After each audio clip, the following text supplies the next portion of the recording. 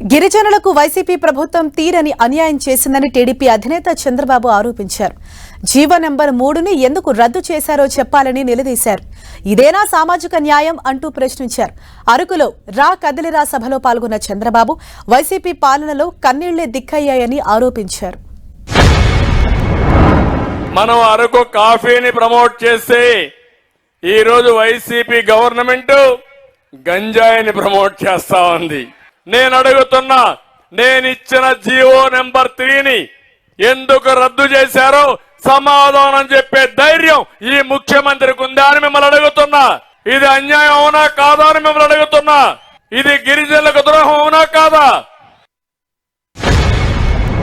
నిన్న అంబేద్కర్ విగ్రహం పెట్టి నేనే సామాజిక న్యాయం చేస్తున్నా, దేశాన్ని ఉద్ధరిస్తానంటున్నావు. నేను అడుగుతున్నా, అరకులో ఒక సవాలు విసురుతున్నా. ఇక్కడుండే గిరిజనులకు జీవో నెంబర్ 3 ఇస్తే దీన్ని ఎందుకు తీసేశారో సమాధానం చెప్పే ధైర్యం ఈ ముఖ్యమంత్రికి ఉందా అని అడుగుతున్నా. ఇది సామాజిక న్యాయమా అని మిమ్మల్ని అడుగుతున్నా. 5 ఏళ్లలో ఒక్క మంచి పని మీకేమన్నా చేశారా అని మిమ్మల్ని అడుగుతున్నా. జరిగిందా అని మిమ్మల్ని అడుగుతున్నా.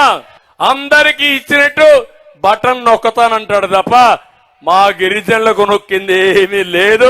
ఈ రోజు మీరు చూడండి, 16 పథకాలు గిరిజనుల కోసం ప్రత్యేకంగా పెట్టిన పథకాలని రద్దు చేసిన వ్యక్తి ఈ జగన్మోహన్ రెడ్డి.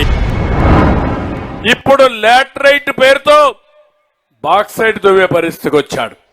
మన ఎమ్మెల్యేలు పోరాడారు, కాన్స్టిట్యున్సీ ఇన్ఛార్జ్ పోరాడారు, వాళ్ళ మీద కేసులు పెట్టాడు గాని లాటరైట్ దోపిడీ ఆపలేదు. ఆ లాటరైట్ ఎక్కడికి వెళ్ళింది? ఏజెన్సీ ప్రాంతం నుంచి భారతీయ సిమెంట్కి వెళ్ళింది. భారతీయ సిమెంట్ ఫ్యాక్టరీ ఎవరిది అంటే గిరిజనుల యొక్క ఆస్తిని, సహజ సంపదని దోచుకునే వ్యక్తి ఈ జగన్మోహన్ రెడ్డి అని చెప్పి నేను మీకు తెలియజేస్తున్నా. ఈరోజు రాష్ట్రంలో నాణ్యత లేని మద్యం వల్ల 35 లక్షల మంది అనారోగ్యం పాలైపోయారు. 30,000 మంది చనిపోయే పరిస్థితికి వచ్చారు. ఇంకో పక్కన చాలా మంది ఆర్థికంగా చితికిపోయే పరిస్థితికి వచ్చారు.